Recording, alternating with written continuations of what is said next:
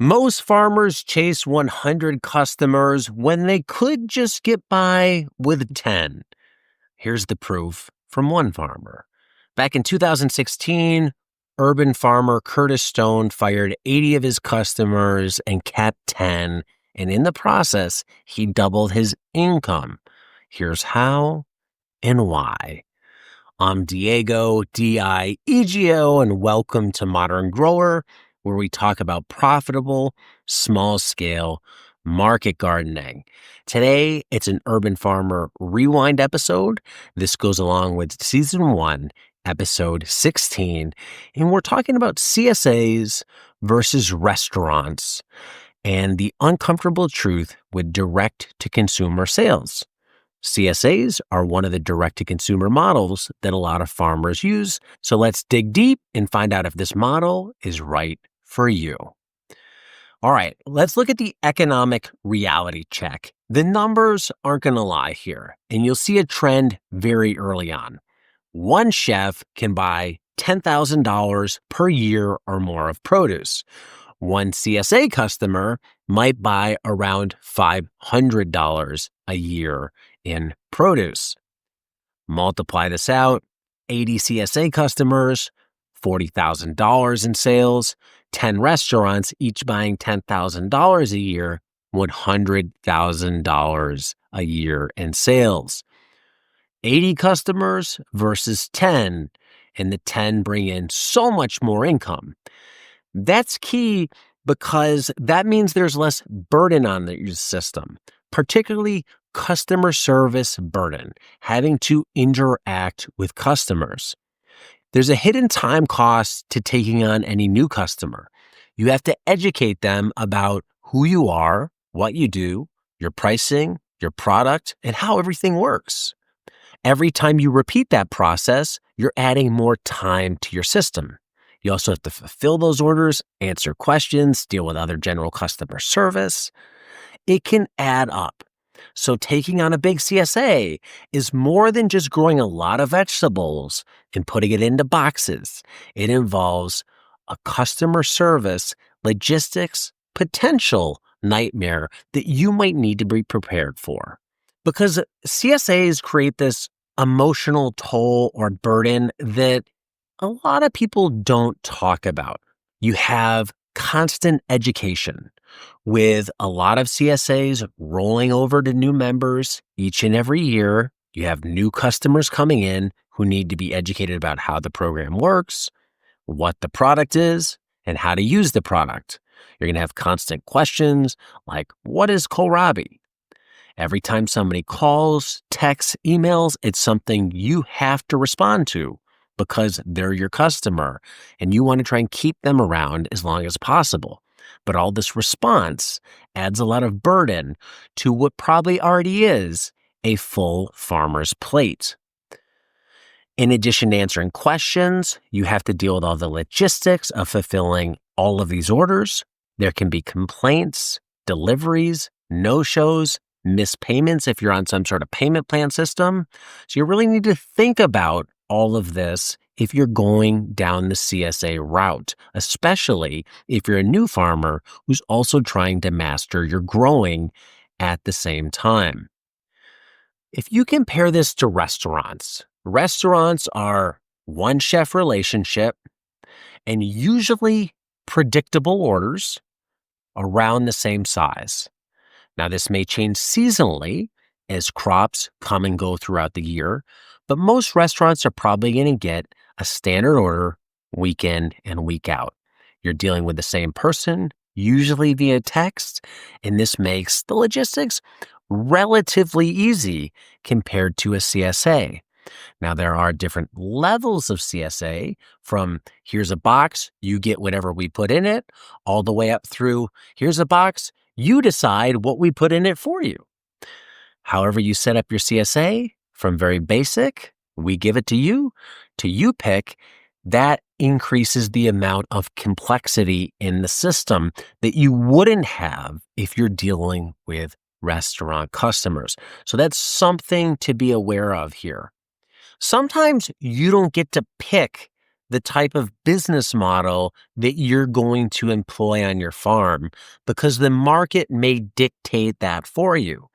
And back in the 2015-16 range, when I recorded these episodes with Curtis, we talked about a regional dilemma, differences he was seeing than our friend Jean-Martin Fortier was seeing in Quebec. In Quebec, Jean-Martin had a unique case. He had a thriving CSA of 200 plus members, and he couldn't sell to restaurants. They weren't interested in buying from him. Those logistics really didn't work. Curtis, on the opposite side of Canada, over in BC, had the exact opposite problem.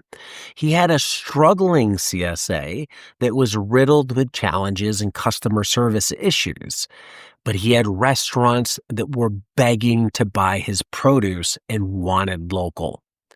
So he shifted over to that, and eventually the rest was history. He became a big restaurant sales urban farm. So there is no one size fits all.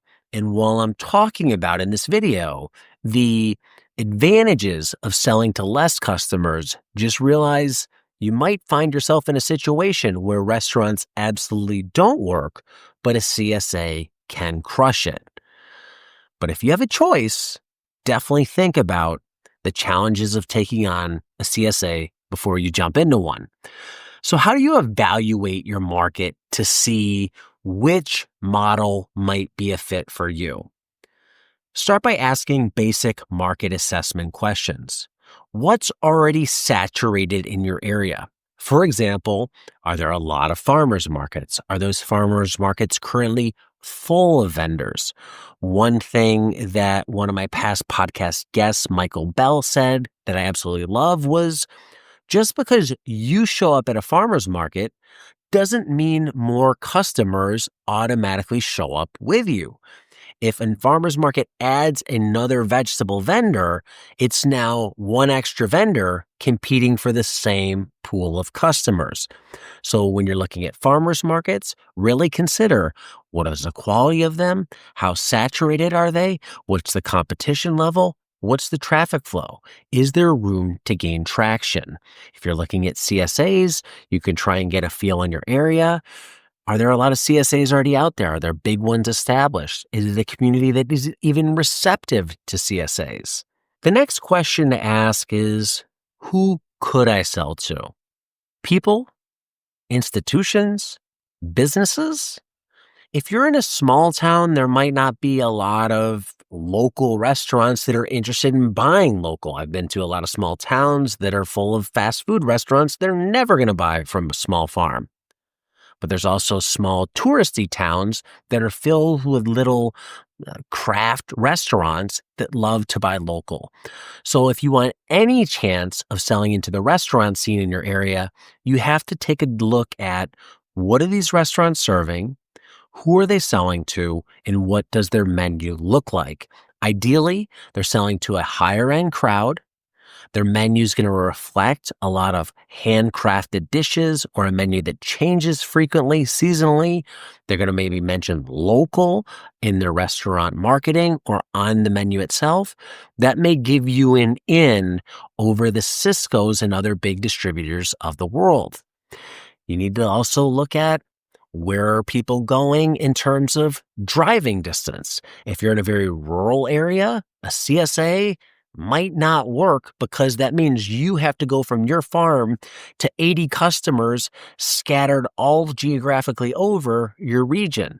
So really take a look at who's in your market, where are they getting their food, what do they value in terms of local food, and are they willing to pay a price that you need them to pay for your produce?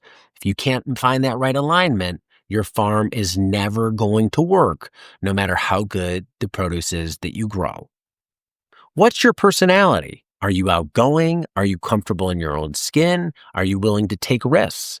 If so, then restaurant sales might be for you, because you have to have the stones to walk into a restaurant cold with some samples and say, would you be interested in buying my produce? Some people are very comfortable doing that. Others aren't. If you're not as comfortable, then maybe it's more a farmer's market. Even if you start a CSA, you have to be willing to go out there and market your business, be passionate about it, and tell people about it so they can get excited to spend $500 up front to get vegetables 3 or 4 months later on. You're going to really have to find a model that works for you. If it's an online store, you can definitely move and make sales without having to do personal interaction. An unfair advantage is a resource that you have that others wouldn't. For example, a lot of farmers that I've interviewed over the years are ex-restaurant industry employees who now run their own farm. That gives them some unique insight into the restaurant industry. So when they can go talk to chefs, they know the lingo, they know how kitchens work, it gives them a leg up. If you're in a super high dense community where there's customers all around you, and thousands of houses, a CSA might be perfect because everybody in your general area is a potential customer. If you work at a very large company where thousands of people work, that might be somewhere to sell your produce. So what's your unfair advantage? One mistake that I see a lot of farmers make is choosing a model that's the most convenient over what's the best. This might be signing up for a farmer's market because it's easy instead of actually doing the work to analyze whether that farmer's market's worth it compared to a CSA, which might require a lot more work but bring in a lot more return. So don't make a choice based upon what's most convenient. Look at the data, run the numbers, and give your business the best chance of success. One thing to realize when it comes to restaurant sales or CSAs is there isn't a one-stop shop or a one model fits all strategy here. Sometimes you need a hybrid model. When I wrote my book, Ready Farmer 1, I talked to farmers Jesse and Megan from Milky Way Farm in Canada, and they have a hybrid approach. They have a CSA and they sell their surplus from their CSA on an online store. This gives them two market streams to handle overproduction and unsold produce. It also gives them a way to continue year-round loyalty in their farm when their CSA shuts down. Most CSAs only run for a period of time. How do you keep those customers engaged for the rest of the year? They might not want to commit to a CSA, but if you have an online store that allows them to buy produce a la carte week by week, they can stay connected to your farm and eating your food year round. So regardless of whether you sell to restaurants, CSAs, or farmers markets, consider having a second market stream to take some of the surplus or deal with some of the weaknesses of your primary market stream. If you're a new farmer starting a CSA, here are some tips to increase your chances of success. Number 1, take on 50% of what you think you can handle. Most of us as entrepreneurs, we're in love with our own abilities. We believe we can do it all, and that often gets us into trouble.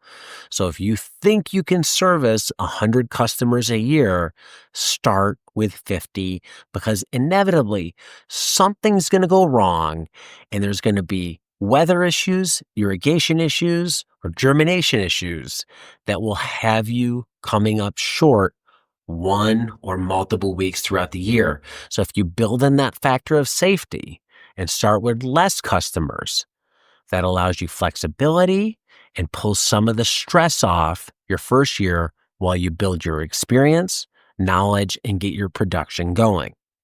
The second bit of advice is start with a market style CSA versus a subscription. A subscription is where somebody signs up for a 30-week CSA. Every week for 30 weeks, they get a basket delivered. The great thing about it for a farmer is you get all that revenue up front. The negative to a farmer is you have to produce all of that produce for 30 weeks. And there's a lot of stress that goes along with that. If you shift to a market style CSA, that's where you give people the option to buy in 1 week, skip the next week, or sign up for much shorter periods. Sign up for a 4-week CSA or a 6-week CSA. It takes some of the pressure off of you, since it gives customers a better dollars spent to reward ratio. They're getting produce sooner to when they paid for it. A lot of people have trouble with the CSA thinking, I'm going to pay for it in March, but I'm actually not going to get my last bit of produce until November. That's a long time between payment and delivery, especially in our Amazon world. The third bit of advice is talk to other CSA farmers and get a very good handle on how much land you're going to need. You're probably not going to be able to run a robust CSA on much less than half an acre. As you start to increase the number of members in the CSA, acreage is only going to go up. If you have less than half an acre, you're probably going to have to scale down your CSA in terms of total members or in terms of total crops. One great thing you can do on a small land base is do something like a salad CSA. Every week, you get X ingredients, which you can use to make a great salad. Lettuce, microgreens, some root veg, maybe some cherry tomatoes. That keeps the number of crops manageable. It makes the marketing very clear to customers, and everybody loves salad, not kohlrabi that they might be getting in a big CSA box. Now, if you're considering restaurants, you need to be willing to put yourself out there. Listen to a lot of the past podcasts that I've done talking about restaurants to get advice from farmers who are big into restaurant sales, because a large part of their success deals with how good their cold call strategy is. You're going to be going into restaurants cold, meaning you have no relationship with that restaurant, and you're walking in there to ask them, will you buy my stuff? For a lot of people, this brings extreme anxiety. People get all tight inside. They don't want to do it. But if you want those 10 customers to bring in the 100 grand, you're going to have to get over that mental hurdle and get used to cold calling people or cold calling people in person, because you shouldn't be doing any of this on the phone. Another thing you need to think about when you approach restaurants is, what is your value proposition? How are you competing against the distributors like Cisco or Specialty Produce or whoever it is in your area?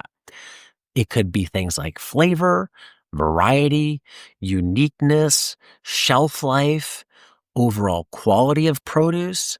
Just the fact that you're local might appeal to someone. So you have to find out what chefs in your area value and make sure that when you're pitching them with your product, that you emphasize those benefits. That's what you're trying to sell at the end of the day. You're trying to provide solutions to a chef's problems. So to do that, you need to know clearly what their problems are. The last thing is come up with a very clear pricing structure. Usually restaurants will get a substantial discount to retail pricing. This is because they're buying much more in one shot. As a business owner, this works out for you too, because usually restaurants are getting larger pack sizes, meaning a restaurant might buy 20 pounds of salad mix at one time, and you can just put that in one big box instead of having to go to a farmer's market and pack out 40 half-pound bags. So while chefs do get a discount over retail, that discount often means you're doing less work to pack the produce. Lastly, as I mentioned before, make sure you have multiple market streams in place. I wouldn't do this right away, but as you get going in your first year and your primary market stream starts gaining traction, I would start thinking about, what's the second market stream I can add on to help fix some of the issues with my primary market stream. For example, if you sell at a farmer's market on Saturday and you don't sell everything, what are you doing with the leftover produce? If you have an on-farm stand, you could put it there. If you have chef customers, maybe your leftover from the farmer's market can go to them. If you have a small CSA or an online store, maybe it can be sold there. You always want to try and sell everything you grow. I have a book by that name on Amazon, because that means that all the work you put in turned into cash flow. Here's the bottom line. There isn't one perfect sales model for everyone and every location. The reality is you have to find what works for you. And what I've learned over the last 10 plus years talking to people in farming is find models that emphasize your strengths and avoid your weaknesses. Find models that support what you do well. Find models that resonate with your community. So whether that's a 200-member CSA or selling to 10 restaurants, success comes from playing to your advantages, not doing what everyone else is doing. If you found this video helpful, subscribe for more real business insights. Thanks for watching, and until next time, be nice, be thankful, and do the work.